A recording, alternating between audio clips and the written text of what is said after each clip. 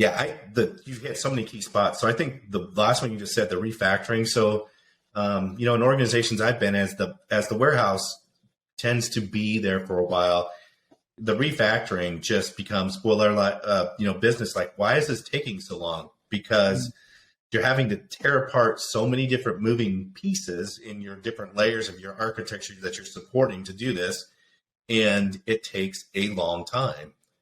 Versus the way that you look at Data Vault and how Data Vault addresses that, completely, different way, and just so much of a better way of handling that. I think that's key, and I think that's where right away some of our business intelligence leads said, yeah, that would be phenomenal to be able to do some of those things versus what we have to do today. That's a great point, Mike. Yeah, as I said before we started recording, one of the problems with talking about Data Vault is the breadth of what it is. And sometimes people take that breadth and they think, oh, this is just, it took us 2 years to do what we've been doing for years over and over again. This new methodology is going to take 10 times as long. And it is so wrong. And I understand where that comes from, but you have to look at the actual methodology and the agility and those agile, because it came out of lean initiatives, right? We didn't call it agile at that time. It was all lean initiatives. And so the ideas that you're talking about with refactoring, one of the huge benefits of Data Vault is that you can grow, you can scale, you can absorb new data sources into a Data Vault. I hate to use the word warehouse because it has a bad name, but into a Data Vault warehouse. We call it enterprise memory, right? So because that's really what you're talking about, is how do you capture all that enterprise memory, and as that grows, how do you deal with that without re-engineering? One of the I would say one of the downfalls of a Kimball star schema is the level of conformity. Kimball, when you look at Kimball's architecture, he talks about a data warehouse being what is held as the data, right, comes through the transformational processes into the data warehouse. We would call that in Data Vault, we would call that an information warehouse. It's not raw data. It's not a data warehouse. It truly, what Kimball was building is an information warehouse, right? The data was curated, the data was transformed, the data was conformed, right? And translated, and business rules are applied. That level of complexity kills agility. Yeah. And what we say in Data Vault is we want to take that complexity, which causes refactoring, and we want to move that downstream. So in a Data Vault implementation, we truly want the raw data, because how do you audit your data when you've already had all these transformational rules applied to it? How do you reproduce the source system for an auditor and show them this is where the data came from? This is how the data was stored in its raw format. Mine are what we call hard rules and soft rules. Hard rules only are applied moving data into the data warehouse. Hard rules would be something like, picking up string data or textual data that is in a CSV file, for example. A date is a date, a number is a number, a string is a string. Those kind of hard data attribution rules that you apply to make sure that when the data lands in the raw in your raw vault, what we call our raw vault, our enterprise data warehouse, that a date is a date, a string is a string, a number is a number, because in the source system, that's actually what it is. Because the source system landed that perhaps into a text file or a CSV file, it should have been a date, it should have been a number. So those are part of, sort of the fast, if you will, the fast ways of moving data from source to target. As I said, we want to get in and get the data and get out, which I mentioned earlier before we started the recording. It's one of the targets. When you do that, it leaves the complexity that's involved in applying business rules downstream between the raw vault and what we would call our information delivery layer. And in that information delivery layer, you can have star schemas, you can have cubes, you can have flat white, doesn't matter. It's whatever the consumer requires.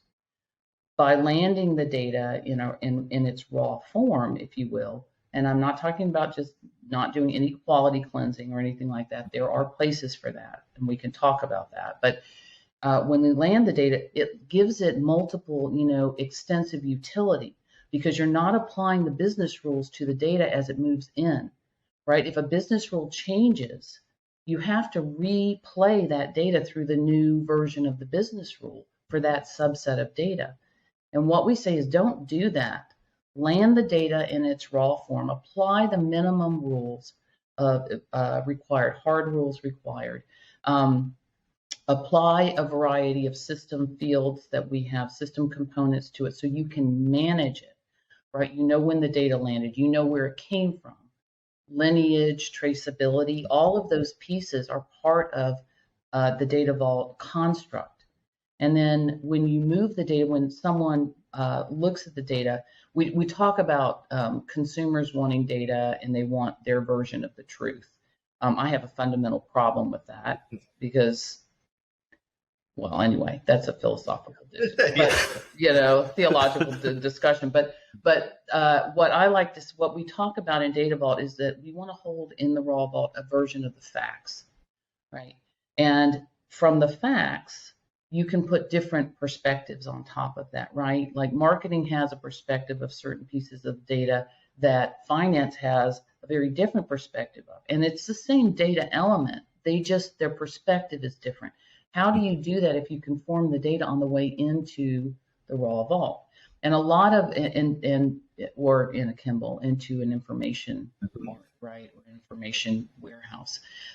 The other thing that you have to deal with refactoring is what happens when the rules change, right? We have policy changes if you're in finance, if you're in healthcare. So many of our data source systems have various policies that have to be applied, right, to the data, to the way things are calculated. What happens when those rules change? And if you've played the data through and landed the data with that particular version of the policy applied, you've got to replay the data, right, to get the new policy in. We say, let's move those types of complex, changing business rules closer to the consumer so that you have your data and you have this flexibility and adaptability to take that raw data and put a different lens on it, if you will. The other thing we like to do is with regard to business rules is to separate business rules that must be applied by IT. For example, common business rules. We take like an 80-20 kind of rule. If 80% of the corporation requires this calculation, let IT management. The other 20%, we push that downstream to the business users because they want to be able to work with their own data, but there has to be governance. And so we want to make sure we have governance in place. We want to make sure we have security in place. I mean, security should be first and foremost at the beginning of every single, I would say data analytics solution stand up. If you don't understand what you need to secure, don't start building because you need to build that in up front, right? You at least have a plan for it. So if you move the business rules downstream, then refactoring, if you have to refactor a business rule, the impact to the rest of the data is non-existent. You've already got the data to work with. So you're just working with the business rules at that point. So yeah, sorry, and that answer to no, but that is huge, and that's the key component because you wrapped all that really great together. Because like today, if I'm looking for certain business rules, I might have to in different systems that we've done over the years, I might have to look in 5 or 6 places. I don't have one place to go. Some of them are close to the source, some are in different layers within the warehouses it extends today. So first of all, to even find and answer a question on what are the rules applying can take a long time. And then second, trying to serve that up to your true business owners of that data for them to make decisions on those rules. They're like, well, can you show me one spot where they're at so we can go over them? No, that's a little bit difficult today. Right. But so when we started talking about Data Vault with our business users, they were excited from that fact. We'd have one place we'd go back and reevaluate those rules to make sure that they're the ones that like you said, are enterprise wide, that they are actually visible, and then they can review from time to time and make sure that they're the right rules. So That's huge. That is so huge to me anyway.